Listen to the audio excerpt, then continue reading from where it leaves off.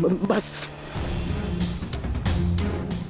तुम्हारे भाषणों के लिए हमारे पास बहुत सारा समय बचा है, परंतु सूर्यास्त होने में कुछ ही घड़ियां शेष हैं कर्ण।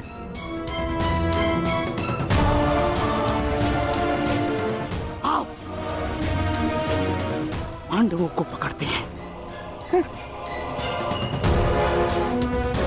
नहीं, मैं इस छल में आप सबका साथ नहीं दूंगा और ना ही इस छल को होने दूंगा।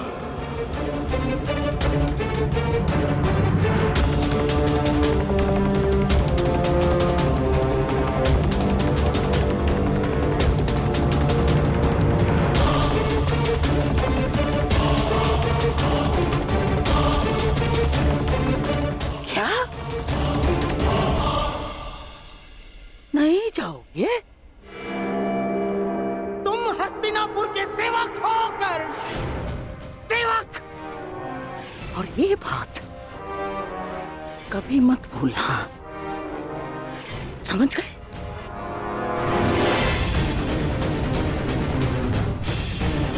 और जयद्रथ हस्तिनापुर के जामाता श्री है। अगर पांडवों ने उन्हें कोई हानि पहुंचाई कर्ण, तो हमारी दुशाला को पीड़ा होगी। और हस्तिनापुर के सेवक होने के नाते तुम्हारा यह कर्तव्य है, तुम जयद्रथ की रक्षा करो। और इसलिए पांडवों को पकड़ना होगा कर्ण, छल नहीं होने दूंगा। बस!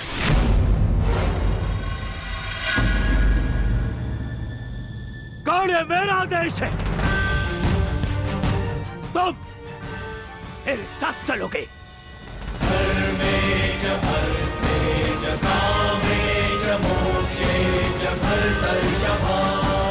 यह हस्तिनापुर के लिए आवश्यक है कर्ण, और मेरी बहन दुशाला के लिए भी। जी युवराज।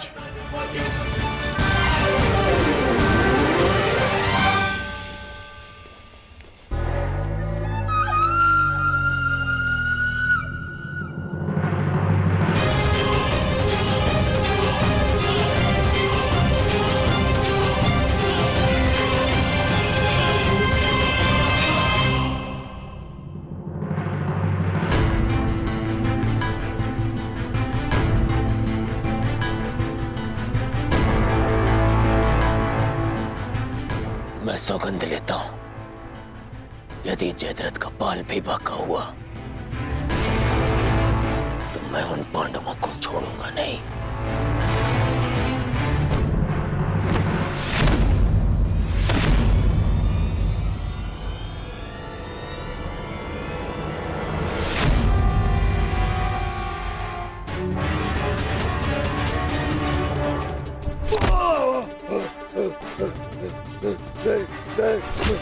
छोड़ो।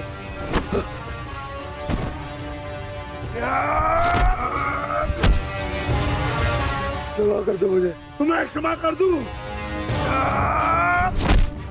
तुमने पांचाली को छोड़ने का दुस्साहस किया है जयद्रथ।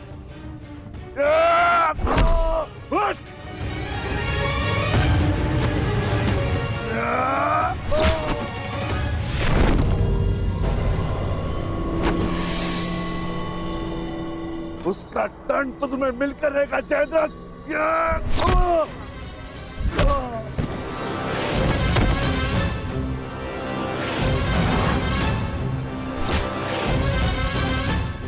हम पांचों भाई 5 उंगलियां नहीं, एक मुट्ठी हैं। आओ उसका बल दिखाता हूं।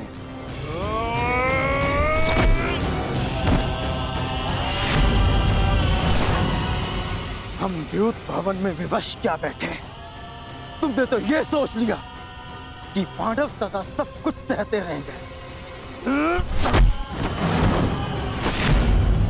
यदि तुम्हें क्षमा कर दिया तो इतिहास हमें क्षमा नहीं करेगा। हाँ? हाँ?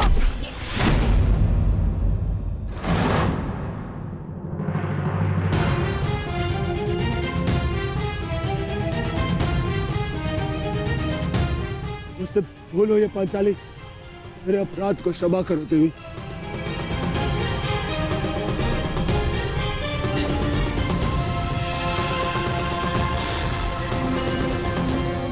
युधिष्ठिर, अभय दान दो मुझे। भूल को क्षमा किया जा सकता है, परंतु अपराध को नहीं।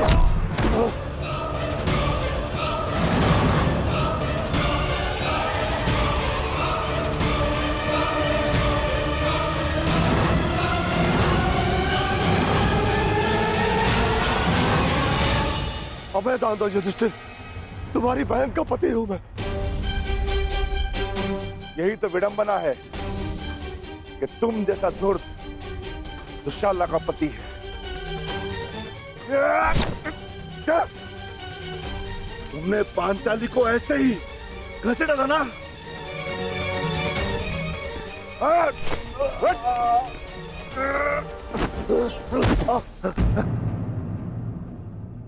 ये तुम्हारा अपराधी है पांचाली, और इसके दंड का निर्णय केवल और केवल तुम ही करोगी।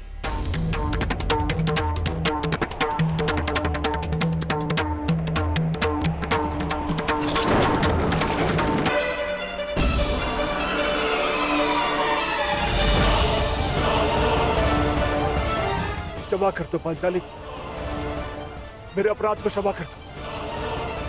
जिस सीमा को तुमने लांघा है उसके पार क्षमा और दया नहीं की जा सकती। इस अपराध का दंड तुम्हें अवश्य मिलेगा।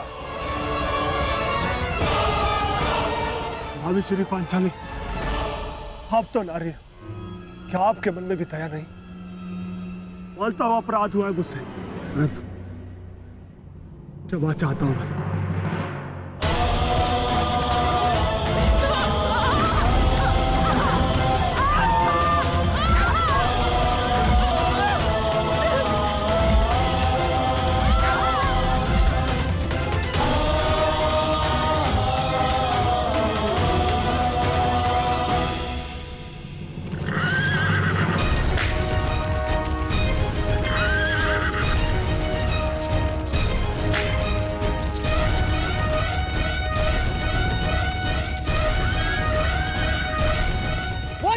क्षमा नहीं करेंगे दुर्योधन। अब एक ही मार्ग है केवल दुर्योधन, समय रहते हम उस तक पहुंच जाने चाहिए।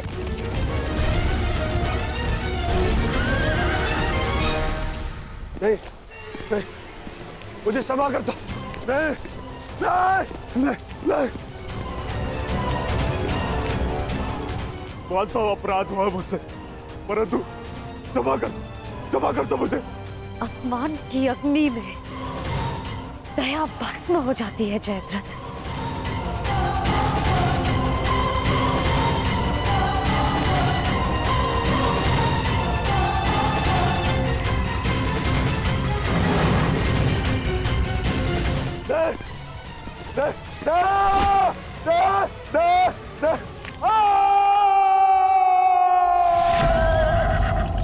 दुर्योधन, ये तो जमाता का स्वर है।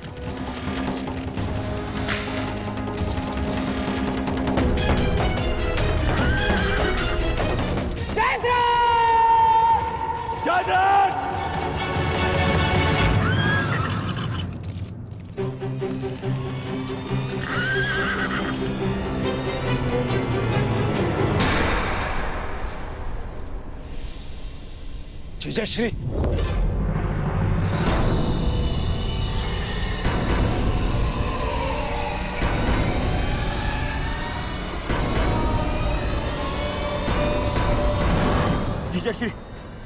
जीजाश्री उठिए। जामाता श्री, महाराज जयद्रथ, जयद्रथ। जीजाश्री उठिए। जीजाश्री, जामाता, आंखें खोलिए जयद्रथ। महाराज जयद्रथ। जीजाश्री उठिए। उठिए जीजाश्री।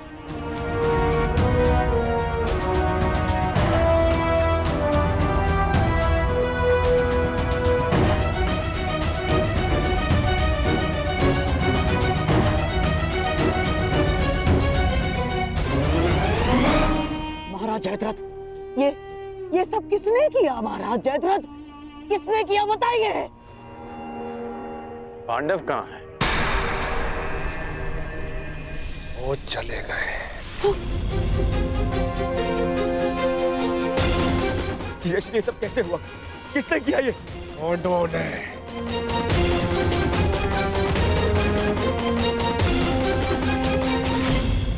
रोया, गिड़गिड़ाया, क्षमा मांगी, परंतु उन्होंने मेरी एक ना सुनी।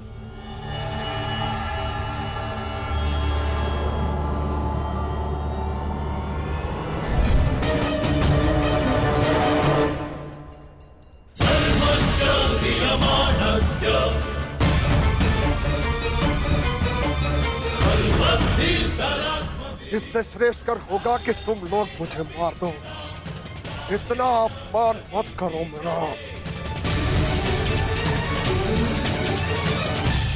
इस अपमान के पश्चात में जीत बचा तो ऐसा भयंकर प्रतिशोध होगा कि तुम पांचों की आत्मा कांप उठेगी।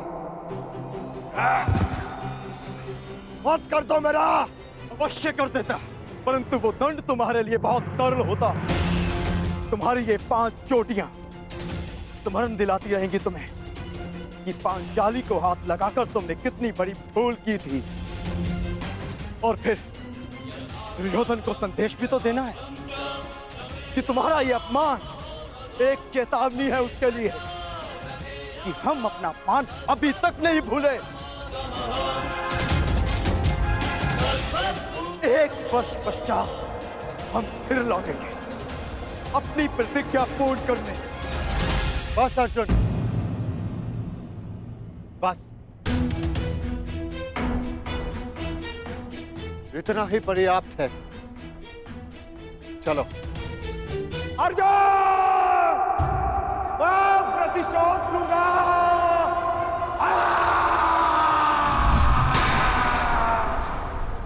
अब मैं उन पांडवों को नहीं छोड़ूंगा, नहीं छोड़ूंगा उन्हें। उन्होंने मेरे जीजाश्री का अपमान किया। मेरे जीजाश्री का? इनका अपमान करके उन्होंने मुझे दिग्विजयी दुर्योधन को ललकारा है।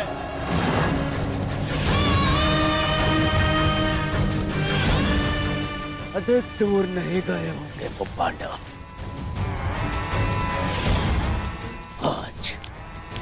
आज और इसी क्षण आज फिर से वनवास भेजूंगा।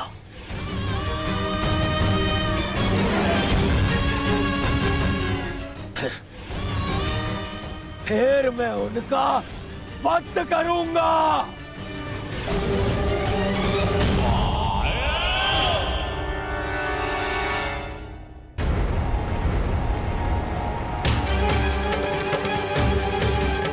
जाओ और जाकर उन पांडवों को लेकर आओ। परंतु युवराज, मास्टर!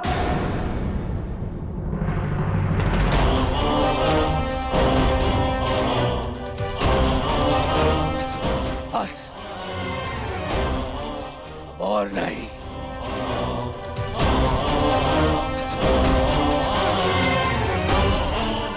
जाओ सैनिकों और जाकर उन पांडवों को अभी इसी क्षण मेरे समक्ष लेकर आओ।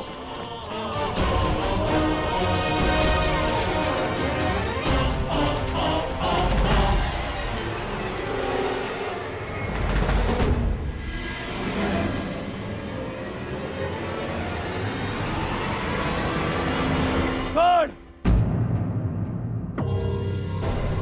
तुम भी जाओगे और ढूंढोगे पांडवों को।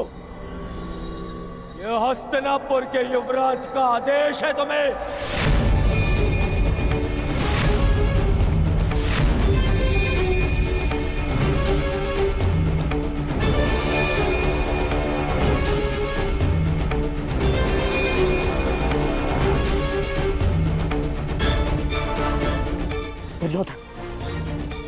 मुझे मुझे इस पर संदेह है मुझे। न जाने मुझे ऐसा क्यों लगता है कि इसने पांडवों को ढूंढ भी लिया, तो ये हमें बताएगा नहीं ना।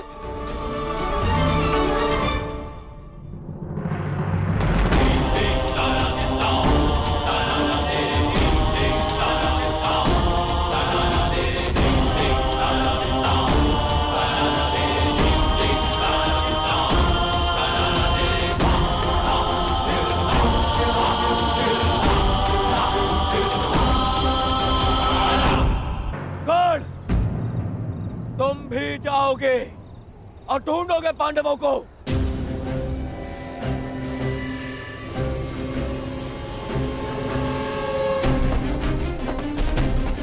दुर्योधन, न जाने मुझे ऐसा क्यों लगता है कि इसने पांडवों को ढूंढ भी लिया, तो ये हमें बताएगा नहीं ना।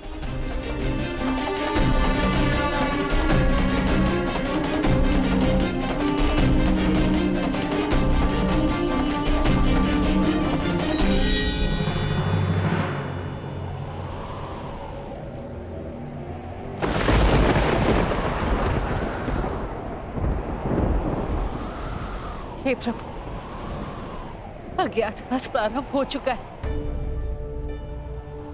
मेरे पुत्रों को सकुशल रखना, उन्हें शत्रु की दृष्टि से बचाए रखना।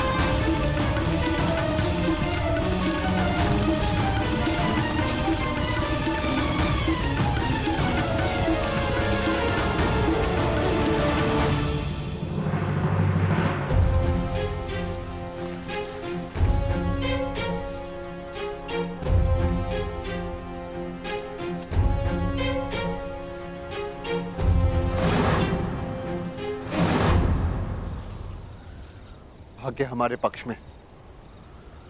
गौरव अपने मंतव्य में सफल नहीं हो पाए। हम उनकी पहुंच से बहुत दूर निकल चुके हैं। चलो आगे बढ़ते हैं।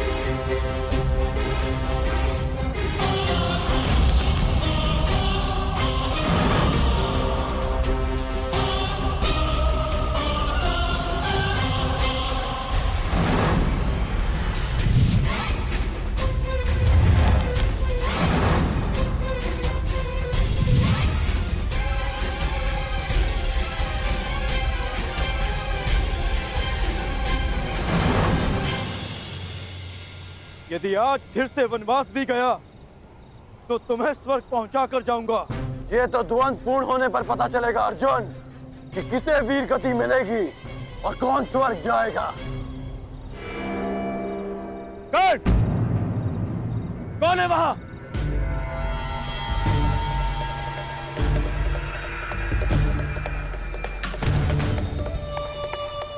वहां पर पांडव है क्या?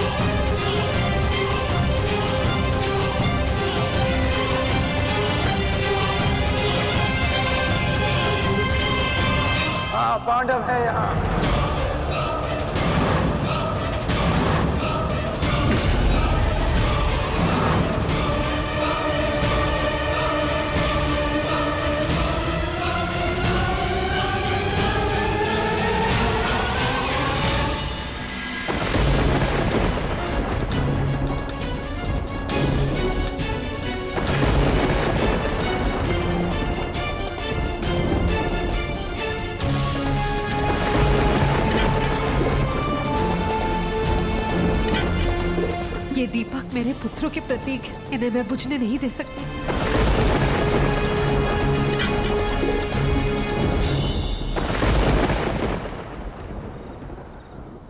दुर्योधन, देखो ये हमें भटका रहा है।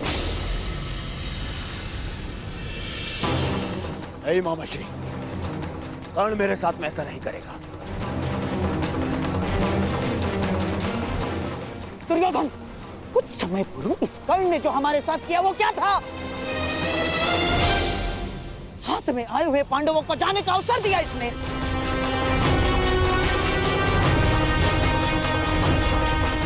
नहीं मामाश्री। दुर्योधन, मुझे इस कर्ण पर तनिक भी विश्वास नहीं है। इसने यदि कहा कि पांडव यहाँ हैं, तो निश्चित रूप से पांडव वहाँ नहीं है। मेरा विश्वास करो, पांडव नहीं है वहाँ, मेरा विश्वास करो। हमें पांडवों को पकड़ना है। एक एक पल वो हमसे दूर होते जा रहे हैं दुर्योधन। मैं कह रहा हूँ, मेरा विश्वास करो, आओ मेरे साथ।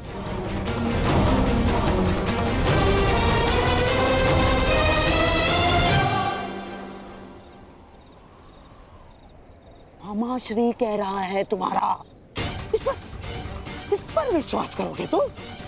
इस पर?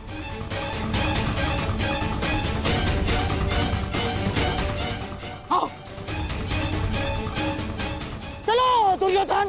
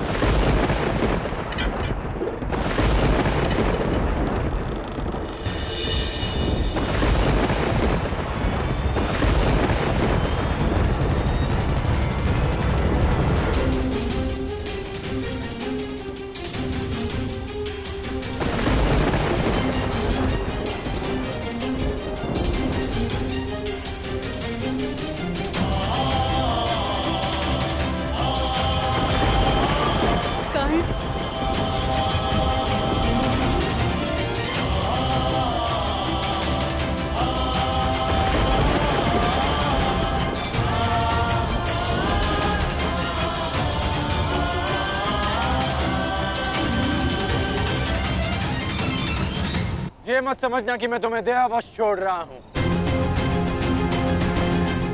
परंतु आज हमारे द्वंद्व का दिन नहीं है। आज हमारा द्वंद्व पूर्ण नहीं होगा और अगले 12 वर्ष मैं द्वंद्व की और प्रतीक्षा नहीं कर सकता।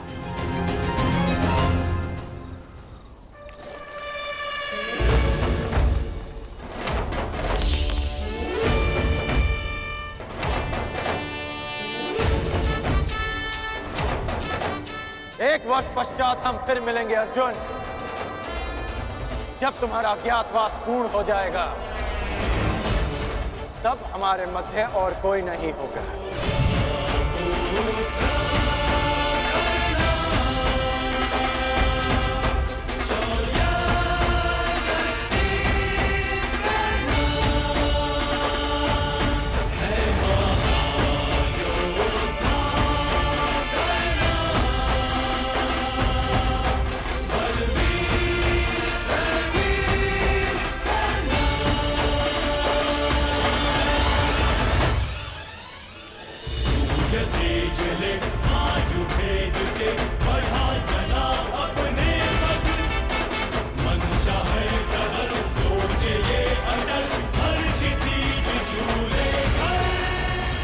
मैं जीवन में कभी कर्ण जैसे पुरुष से नहीं मिला।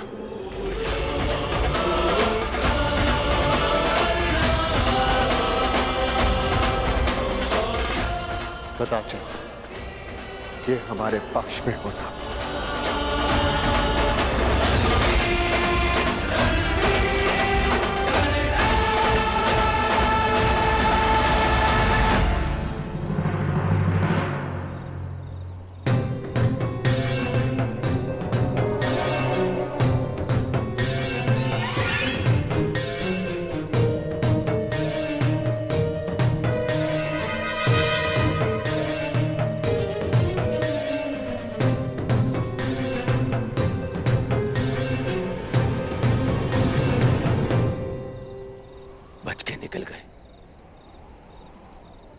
फिर से बच के निकल गए, फिर से बच के निकल गए वो पांडव, फिर से बच के निकल गए मामाश्री। दुर्योधन, लगता है इस समय भाग्य उनके साथ है।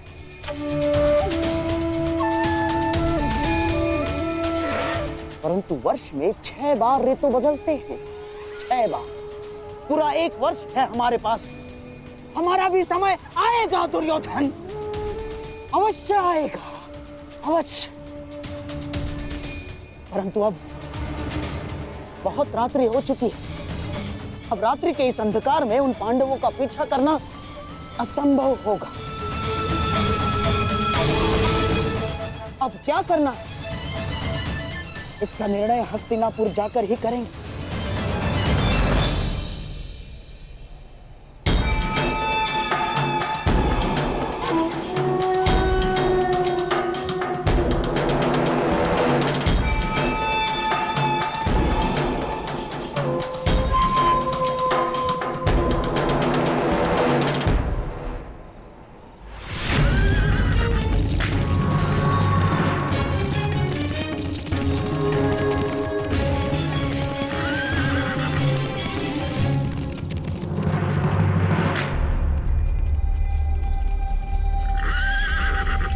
कहाँ खोए हो महारथी?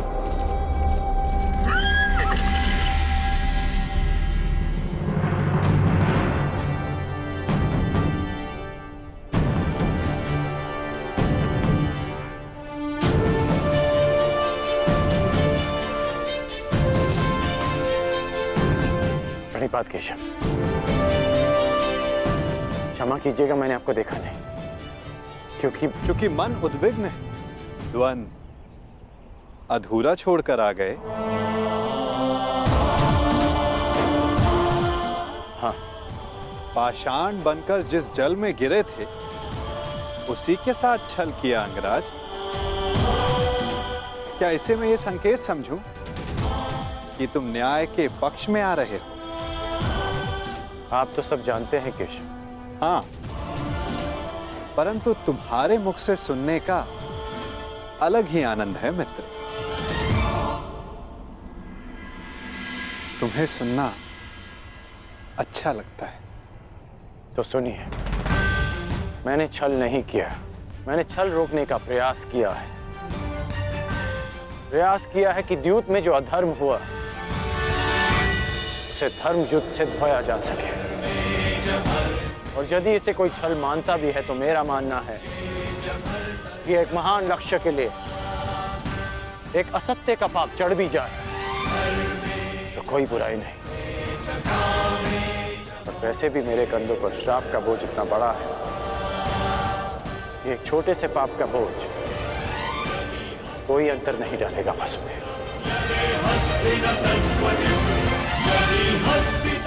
आज्ञा दीजिए वासुदेव।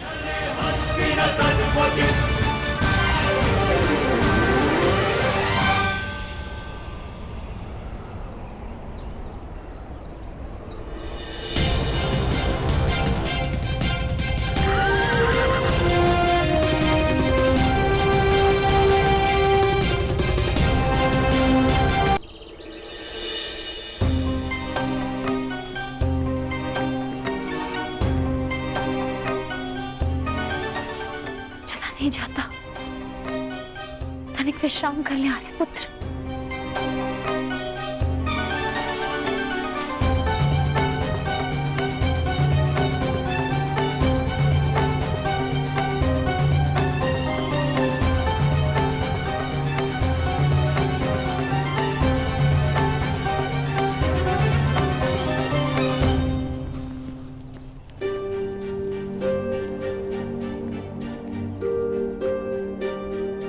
प्यास लगी है।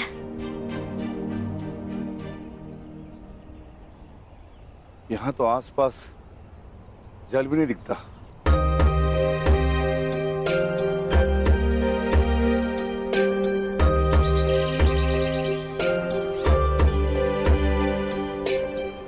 अनुज भीम, वो देखो जल पक्षी। यहाँ जल अवश्य होगा। ज्येष्ठ, मैं जाकर जल लेकर आता हूँ।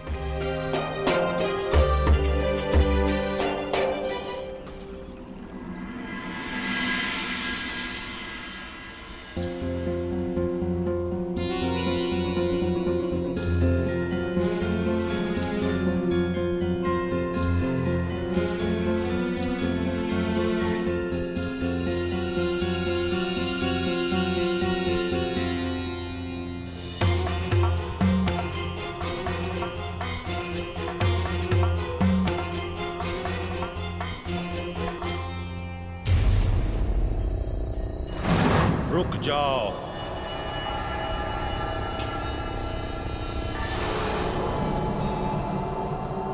ये सरोवर मेरा है। इसका जल उपयोग में लेने से पूर्व मेरे प्रश्नों का उत्तर देना होगा।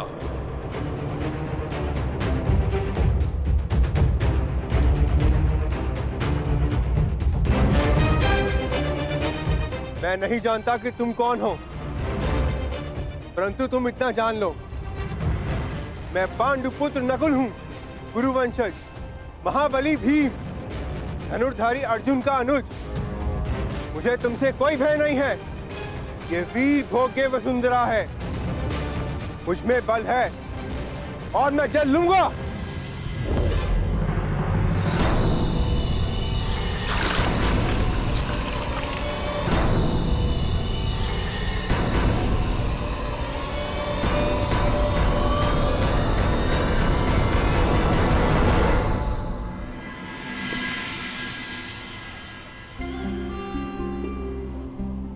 प्रणिपात माताश्री। यशस्वी भव। आपने मुझे स्मरण किया?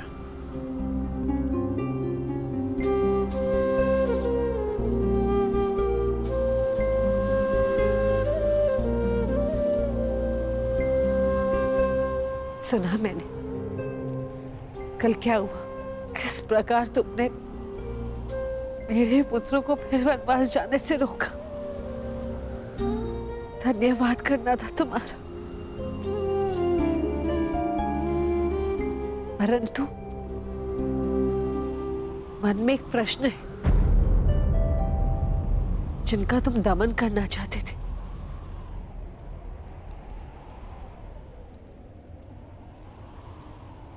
उन्हें क्यों छोड़ दिए?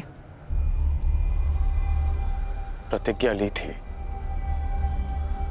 कि युद्ध में आपके पुत्रों को पराजित करूंगा, इसलिए जाने दिया। अर्थात वो युद्ध में अवश्य पराजित होंगे।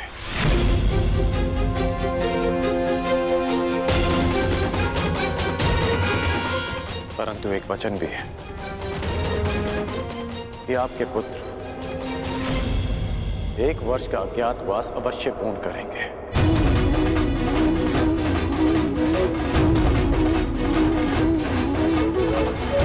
आज्ञा दीजिए माताश्री।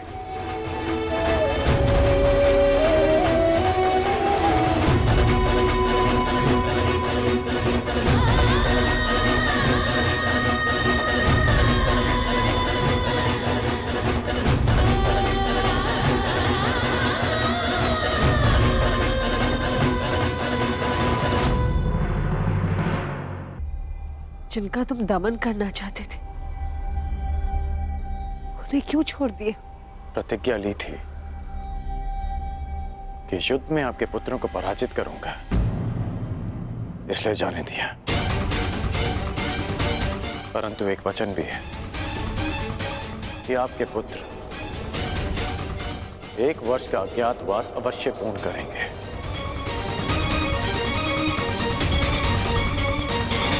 आज्ञा दीजिए माताश्री।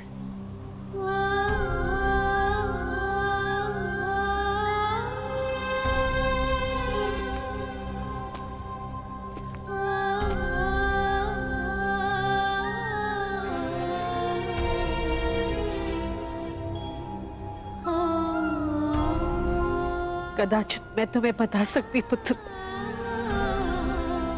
कि तुम सबसे ज्येष्ठ कौनते हो। हे भगवान, एक वरदान को क्यों मेरे लिए अभिशाप बना डाला तूने?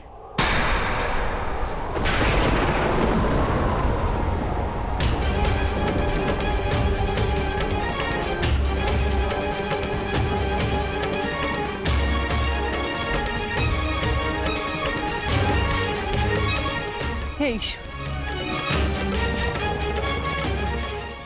कौन सा संकट आने वाला है मेरे पुत्रों पर।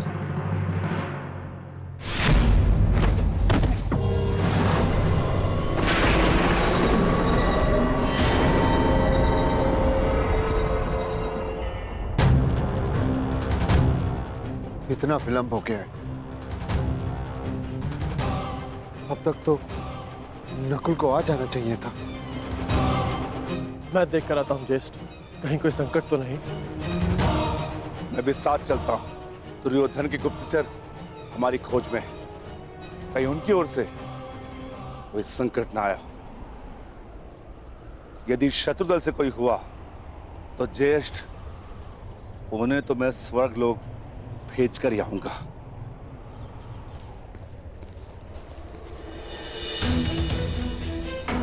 नकुल! नकुल! नकुल! नकुल!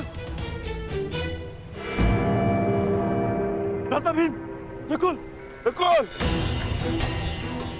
नकुल! नकुल! नकुल! नकुल! उठ जा। नकुल! देखिए ना भ्राता भीम, क्या हुआ है नकुल को? ये कुछ बोल क्यों नहीं रहा? नकुल! नकुल उठ जा। नकुल!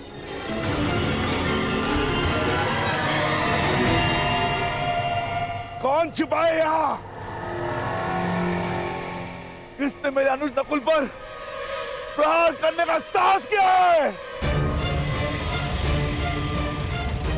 मैं भी उसे ललकारता हूँ।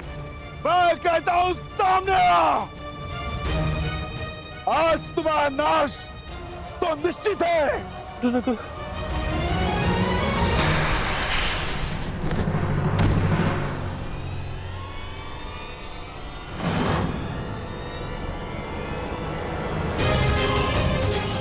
अरे ये क्या हो गया? कदे उठो। नकुल! कदे उठो। कदे।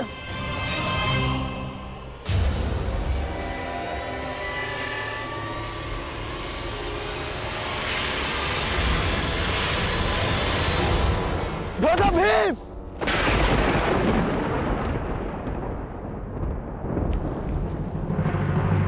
भ्राता भीम! भ्राता भीम! सहदेव! सहदेव! नकुल! नकुल!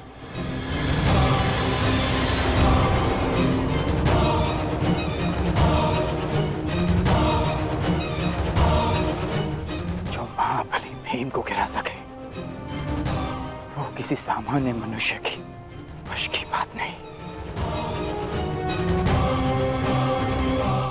तुम अवश्य कोई मायावी हो, तुम जो भी हो, यक्ष, किन्नर, गंधर्व, मायावी, पिशाच, प्रेत, मेरे समक्ष प्रस्तुत हो और मेरे भाइयों को जीवित करो, अन्यथा अपने प्राण देने के लिए तत्पर हो जाओ।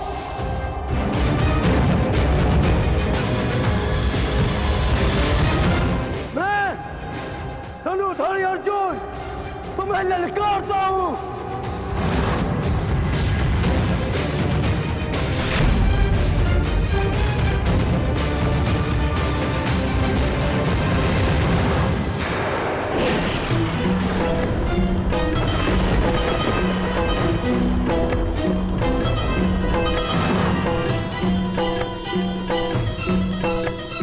पांचाली, ये भाला तुम्हारी सुरक्षा के लिए। मैं अपने अनुजों को ढूंढने जा रहा हूं। मैं भी साथ चलूंगी आर्या। नहीं पांचाली, संकट पता नहीं कितना बड़ा होगा। ये भाला अपने पास रखो। और हाँ, यदि मैं ना लौटा तो तुम सुरक्षित पांचाल लौट जाना। परंतु पांचाली, ये मेरी आज्ञा है।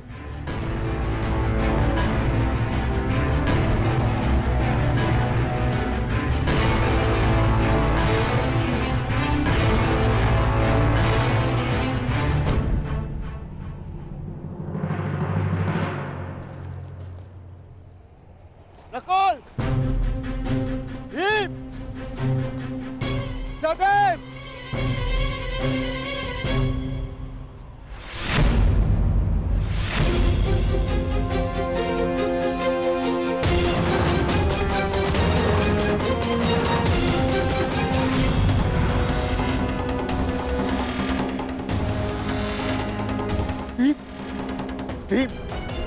उठो भीम।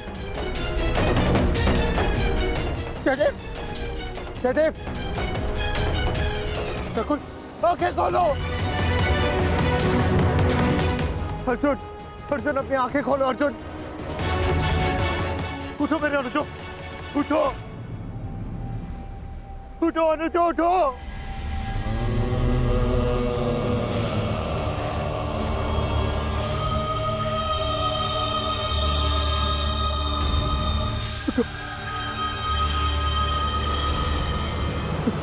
युद्ध में हारे जाने के पश्चात भी जिन्होंने मुझ पर अपना विश्वास नहीं हारा, उनकी सुरक्षा मैं कैसे नहीं कर सका? क्या उत्तर दूंगा? क्या उत्तर दूंगा मैं माता कुंती को? क्या उत्तर दूंगा मैं पांचाली को? क्या उत्तर दूंगा मैं उन्हें?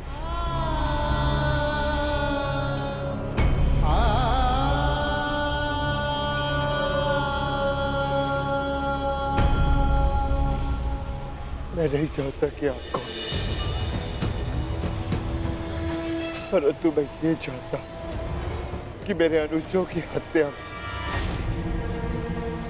आपका हाथ अवश्य, आप अदृश्य अवश्य है, परंतु मैं ये जानता हूं कि आप मुझे सुन और देख अवश्य सकते हैं। तो आप ये भी सुन लीजिए, ना तो ये युधिष्ठिर अपने अनुजों को अपने साथ लेकर जाएगा या इसी सरोवर के तट पर अपने प्राण दे देगा। कृपा करके बताएं कि आप कौन है? मैंने तुम्हारे भाइयों की हत्या की है और तुम्हारे भाइयों का वध हुआ क्योंकि वो इसी के पात्र थे। उन्होंने मेरी आज्ञा की अवहेलना की थी। मेरे प्रश्नों का उत्तर दिए बिना मेरे सरोवर का जल लिया और युद्ध करने को प्रस्तुत हुए। अब तुम्हारी बारी है युधिष्ठिर। मेरे प्रश्नों का उत्तर दोगे या युद्ध का आह्वान? बिना शत्रु को जाने, बिना उसका मंतव्य पहचाने युद्ध करना धर्म नहीं। इसीलिए समक्ष प्रस्तुत होकर आप मुझे बताएं कि आप कौन हैं?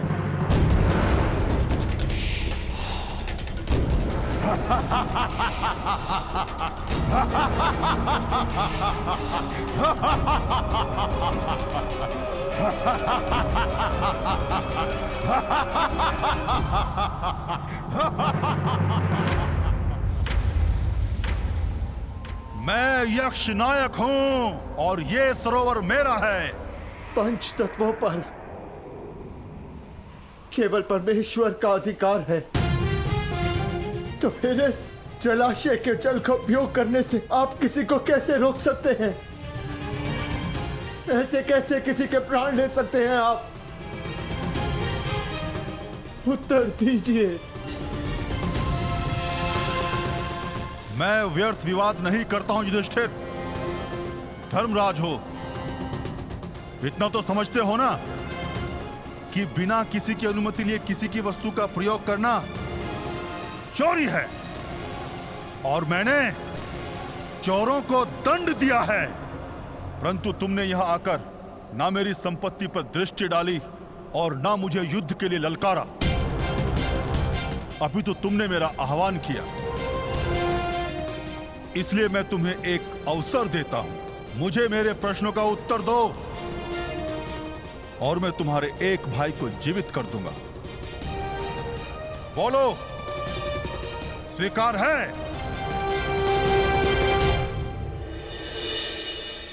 हे प्रभु, मैं नहीं जानती ये कैसी लीला है, तुम इस मां की परीक्षा मत लो। मेरे पुत्रों की रक्षा करो प्रभु, मेरे पुत्रों के। अपने भाइयों के पश्चात मुझे अपने जीवन का कोई मोह नहीं है महोदय।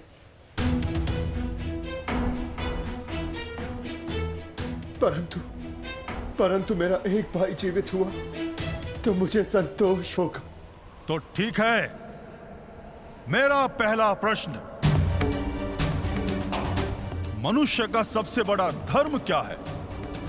मनुष्य का सबसे बड़ा धर्म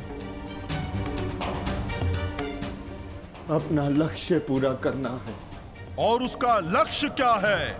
अपना कर्तव्य पूरा करना। मनुष्य में कितने वर्ण हैं? और प्रत्येक वर्ण का कर्तव्य क्या है? मनुष्य में 4 वर्ण हैं, ब्राह्मण, क्षत्रिय, वैश्य, शूद्र। ब्राह्मणों का कर्तव्य है केवल वेद पाठ करना ही नहीं, बल्कि धर्म को जनमानव में बसाना भी है। क्षत्रिय का कर्तव्य पराक्रम से धर्म की रक्षा करना है। वैश्य का कर्तव्य आर्थिक उन्नति करना है और शूद्र का कर्तव्य सेवा करना। परंतु इन चारों कर्तव्यों से बड़ा भी एक कर्तव्य है, वो है प्रत्येक मनुष्य का हित करना। क्षत्रिय हो, वैश्य हो या शूद्र हो, यदि वो जनहित नहीं कर सकता तो वो मनुष्य नहीं है। उत्तम युधिष्ठिर,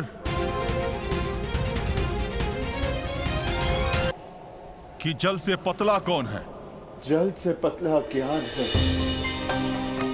जिसकी धारा अज्ञान की चट्टान को काट कर बहती है। भूमि से अधिक सहनशील कौन है? माता भूमि से अधिक सहनशील होती है। और आकाश से ऊंचा कौन है? आकाश से ऊंचा स्थान पिता का है। वायु से अधिक गति किसकी है? और भूसे के तिनकों से अधिक संख्या किसकी है?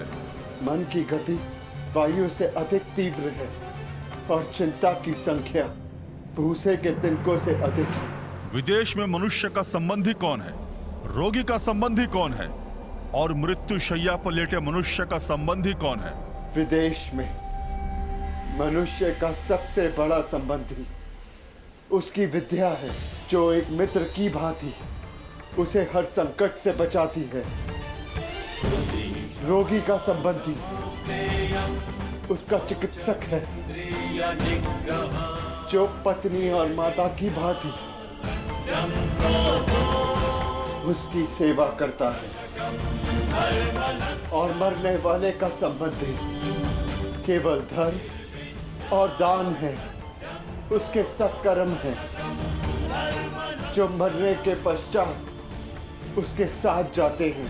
क्या है जिसके नाश से मनुष्य सबका प्रिय बन जाता है? क्या है जिसके नाश से मनुष्य सुखी हो जाता है? और कौन सा शत्रु है जो मनुष्य का नाश करता है? अहंकार के नाश से मनुष्य सबका प्रिय हो जाता है। कामनाओं के नाश से वो सुखी हो जाता है। और वो शत्रु जो मनुष्य का नाश करते, वो क्रोध है। अंतिम प्रश्न युधिष्ठिर, बताओ, संसार का सबसे बड़ा आश्चर्य क्या है? मनुष्य प्रतिदिन सहस्त्रों को जन्म लेते हुए देखता है, सैकड़ों को मरते हुए देखता है, जो जानता है कि उसे भी एक दिन मर जाना है, फिर भी सदा जीने की चाह रखता है। ये संसार का सबसे बड़ा आश्चर्य है। तुमने मुझे संतुष्ट किया युधिष्ठिर, मैं प्रसन्न हुआ। बताओ, तुम्हारे किस भाई को जीवित करूं? भीम को या अर्जुन को? ये दोनों महाबली हैं, तुम्हारी रक्षा कर सकते हैं। मनुष्य की रक्षा ना भीम से हो सकती है, ना अर्जुन से। मनुष्य की रक्षा यदि हो सकती है तो केवल उसके धर्म से, और मेरा धर्म कहता है कि जो मेरे लिए सबसे पहले दांव पर लगा, जिसने मेरी प्यास बुझाने के लिए सबसे पहले अपने प्राण दिए, मेरा वो अनुज नकुल जीवित हो जाए। हमारी दो माएं हैं, एक माता कुंती का पुत्र, मैं जीवित हूं, और दूसरी माता मादरी का पुत्र नकुल जीवित रहे। अति उत्तम युधिष्ठिर, जो विपत्ति में भी न्याय और धर्म का साथ नहीं छोड़े वही सफल होता है। तुम अपनी परीक्षा में सफल हुए।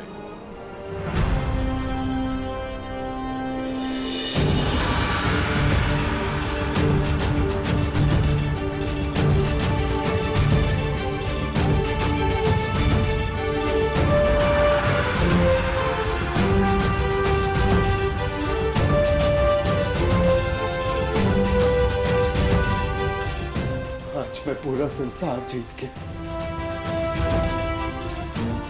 मेरे पांचों भाई मेरे साथ हैं, मुझे किसी की कामना नहीं।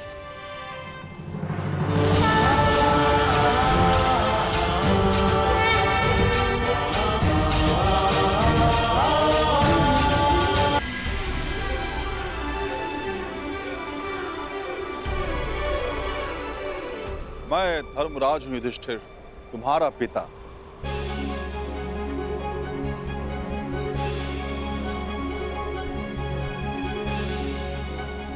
मैं तुम्हारी परीक्षा ले रहा था। मैं जानना चाहता था कि होने वाले महायुद्ध में क्या तुम न्याय कर पाओगे, और मुझे विश्वास हो गया कि तुम सदा न्याय और धर्म की स्थापना करोगे। विजय भाव पुत्र, विजय भाव।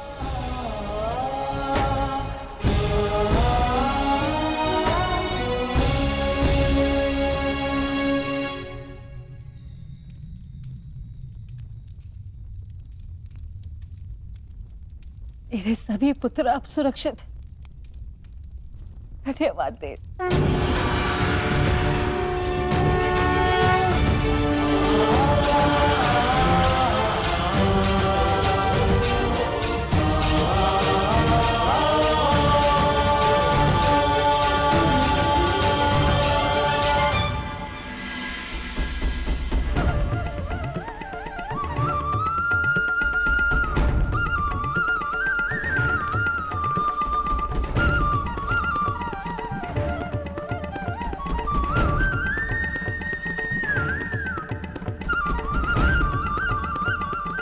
प्रणिपात वासुदेव।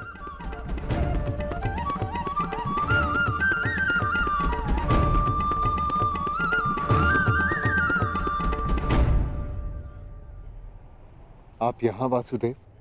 हाँ धर्मराज, तुम एक परीक्षा में भले ही सफल हो गए, परंतु मैं यहां अगली परीक्षा के लिए तुम्हें सावधान करने आया हूं। कैसी परीक्षा माधव? अज्ञातवास की परीक्षा अर्जुन, जो सरल नहीं होगी। क्या उसके विषय में कुछ सोचा है? जैसे वनवास कट गया वैसे ही अज्ञातवास भी कट जाएगा माधव। नहीं युधिष्ठिर, मनुष्य को अपनी कठिनाइयों से निकलने के विषय में पहले सोच लेना चाहिए, क्योंकि कठिनाइयों का लाभ उठाने के विषय में उसके शत्रु पहले सोच लेते हैं। असंभव! कैसे हो सकता है ये? पांडव बचकर कैसे निकल गए?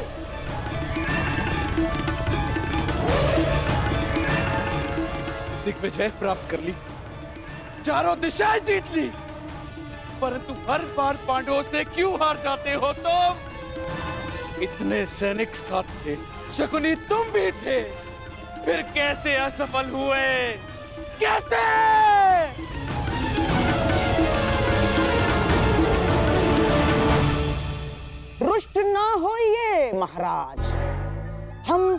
असफल नहीं हुए हैं,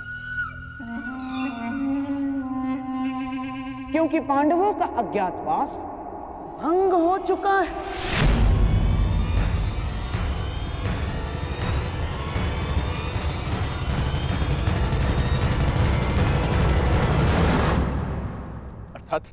अर्थात ये महाराज कि अंगराज कर्ण ने पांडवों को अज्ञातवास में देखा था।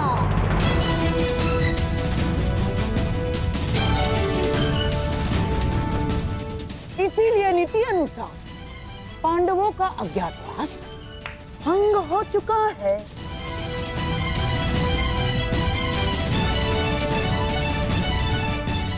है ना कर्ण?